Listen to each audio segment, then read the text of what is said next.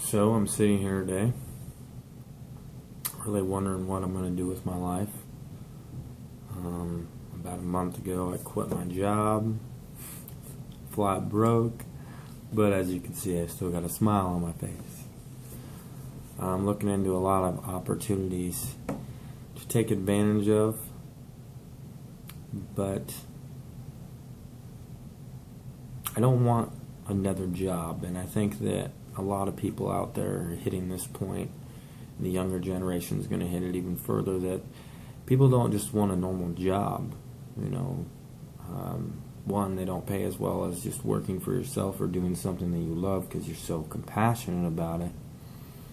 And two, you always feel like there's somebody either holding you back or not really paying attention to how well you're doing in your position and really kind of taking advantage of your skill set, how fast you learn, how fast you take in info and materials, new innovation, how fast you can take that in, bring it to the job, really succeed in what you're trying to do. And what I found is that over the last 10 years of me having jobs back and forth, I've walked out of 90% of them, not giving any 2 weeks notice, not giving any, not really caring that I walk out, even though it causes me trouble to find another job. But I'm at this point where I don't want another job. I want to succeed in the very fact that I want to change this place. I want to change the world I see. I want to change the poverty. I want there to be equal rights, truly equal rights for every human being on this planet. And I mean that fully and sincerely. I think we have a huge problem today with poverty. We have a huge problem today with crime. We have a huge problem today with government. Yes, I said government. We have a huge problem today with just selfishness in general. We need to turn those things into selflessness.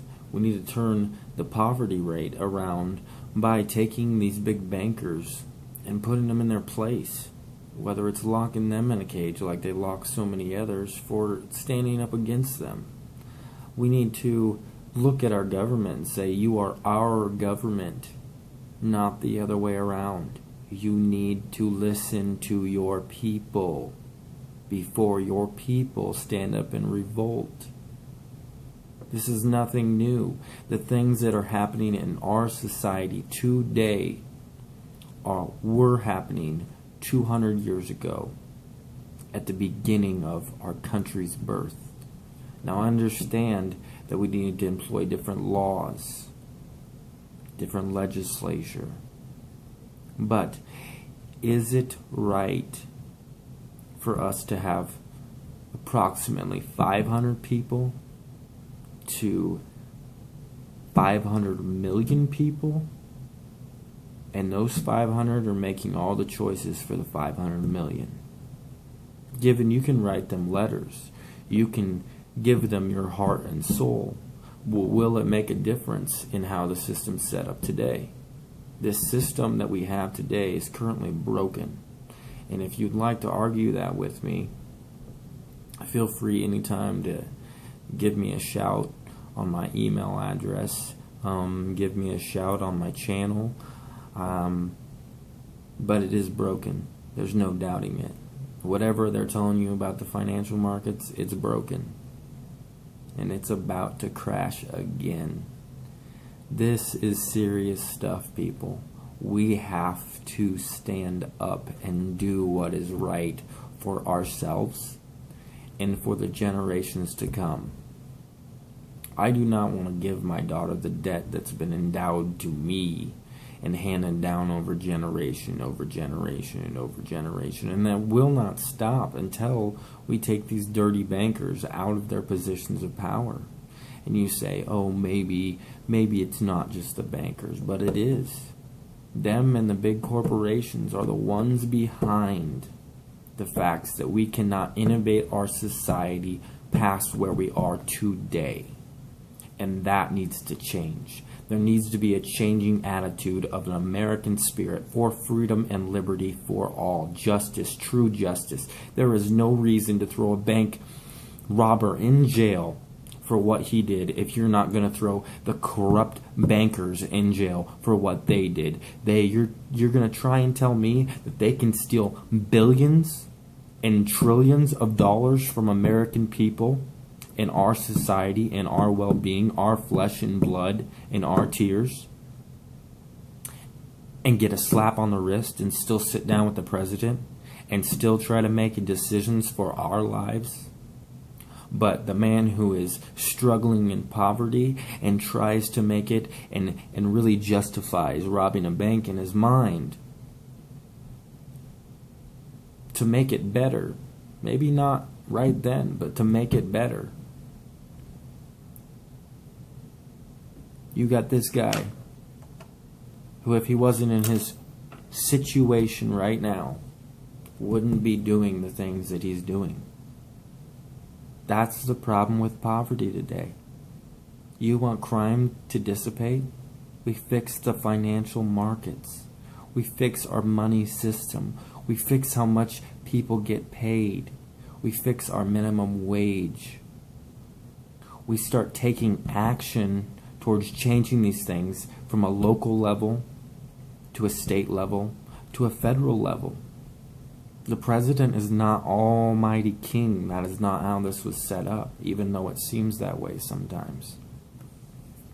We really need to appreciate ourselves more and really take our heads out of the sand. Like, pop them out. Like, come on, people. We have to stand.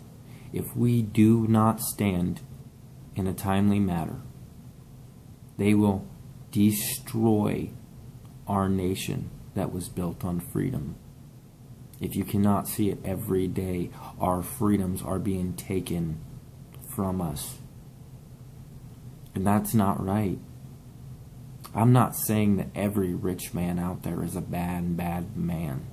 But I'm saying there's an overpopulace for greed and destruction of another human to get what you want. That, my friend, is wrong. You cannot justify a problem on one side that's in poverty and let the rich get away with the same problem. This is equal rights no matter who you are. I do not care how rich you are. I'm flat broke and I don't care. What I do care about is the American people. What they used to stand for. The morals that used to stand in our lives. The goodness of man. And I see it every day through the people I meet. There are good people still out there, but they have no clue where to go, what to do, and they are fed up, so sick of how this life is turning out for them. Now, some of these men might say, oh, I was successful because I drove myself this far. That's great. That's great. That is fantastic. You have to have drive in this life to succeed, and I have no problem with successful people. Well, what I do have a problem with is the people like the Rothschilds, the Rockefellers, the ones that have ployed through history to take all the wealth for themselves. That type of greed has no place in our country and has no place on the world stage.